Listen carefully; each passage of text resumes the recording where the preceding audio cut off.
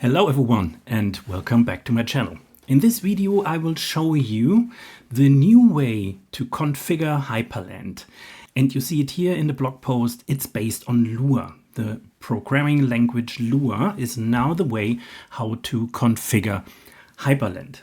And this has been announced, and when I scroll down you see that a lot of changes are coming with that. So this will have an effect on all Hyprland users and Hyprland developers and Hyprland module developers or other applications that are intended to work on Hyprland. For example, Waybar, for example, NWG, Doc Hyprland, and so on. So everyone needs to implement the new configuration of Hyprland. And here is announced that the old way to configure Hyprland will continue to be supported for the next 1 or 2 releases. And you know how fast Hyprland development cycles are. That's why I really would suggest that you learn the new way to configure Hyprland. And that, of course, also affect me, because my Linux for Work OS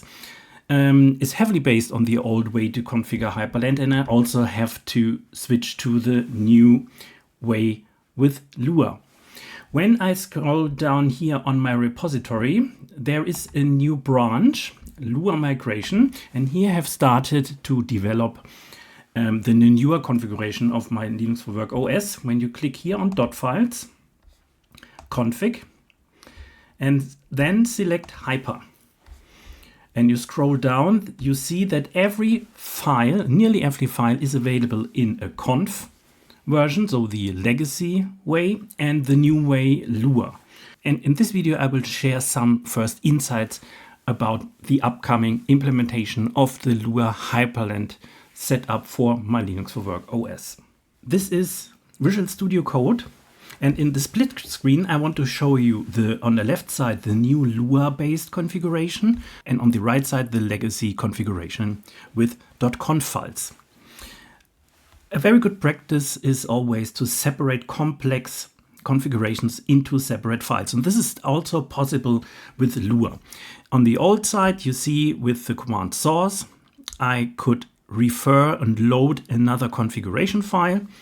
In Lua, you need to use the word require monitors. And you see here the monitors.lua, and when I write require monitors, the monitors.lua file will be loaded. And you see every file has a Lua file ending. When a Lua file for Hyprland, the Hyprland.lua file exists, Hyprland will use the new way for configuration. If this is not there, Hyprland will use the old way for the configuration. I open the monitors.lua, and in parallel I load an old configuration, and you see already the new syntax. So this is how to define the new monitor section. The mode is preferred. Output, you define the preferred monitor output. The position, auto, and scale can be defined like that. So this is the new way, the new syntax of Lua. The next is the input section. You see there are kind of similar, there are details where you have to take care of. So hyprland.config and the section input is the way to define the keyboard configuration and the touchpads. But overall it looks very familiar. It's just a new syntax that you have to learn for Lua. Let's jump back here to the auto start. Conf auto start. When you combine the configuration file with a folder, you have to use the dot to jump into the folder conf and then load the file auto start. So let's open the auto start file and the auto start conf. Also here you see the new syntax with hyprland.on hyprland.start.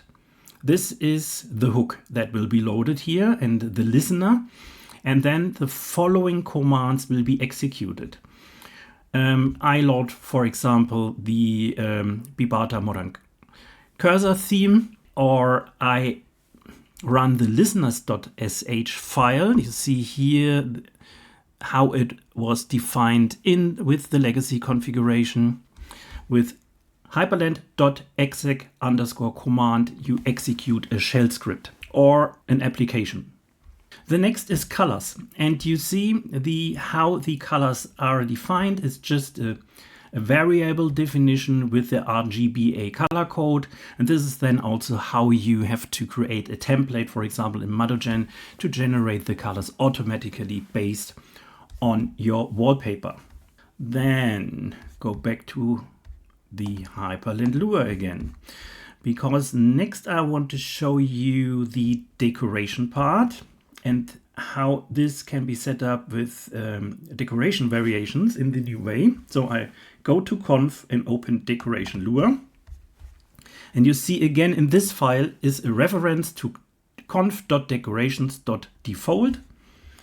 And I open here the folder conf.decorations.default, and this is then the file that will be loaded to define the window decorations and the routings, for example, active opacity, inactive opacity, full screen opacity, similar to the old way. Here is the old way. Yeah, there was a different syntax, but overall the properties that you have to set are nearly the same. Yeah, I think you see already it's worth to look into the documentation, and what I can tell you is that it's very well documented. So when we go here to get started, then we enter the manual from the latest Git version, which is from 0.55. In configuration, start, you see here already that looking for the old Hyprland syntax, you can here go back to the old wiki pages, but since Hyprland 0.55, Hyprland is deprecated in favor of Lua. And this is here how it generally works. And you can also find here an example configuration, yeah, where you have all important commands in one file, not separated into subfiles, where you, for example, can also load set variables. The auto start is here. Here you can see how to set environment variables, gaps in, gaps out, the decoration part. And here is the animation part. I'm still working on that for my Linux for Work OS. What I want to show you when I scroll down are the key bindings, because also here it's a new syntax. Here is a general local definition of the variable main mod with super, which is the Windows key. And then you see the syntax with hl.bind. Main mod means super plus the Q key. And then you execute a command. Yeah, hyprland.dsp.exec command terminal. And terminal is a variable that has been set here on top.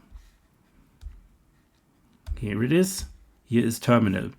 But you can, of course, also enter the launch command directly. Here are ways how to move the focus. Here are the key bindings to switch between the workspaces. It's new, but if you are familiar with configuring Hyprland in the hyprland.conf, you will learn this very fast. And Lua is now a programming language. I expect here a lot of smart and new configurations coming up in the next months or so from many developers outside. So as said, I am working already on the new Lua configuration. This will take a bit more time, of course. I will also take the opportunity to clean up a bit, but you will find the link to that branch in the video description, and then you can follow my development. And I'm happy to hear your recommendations and ideas for the upcoming version of my Linux for Work OS based on Lua.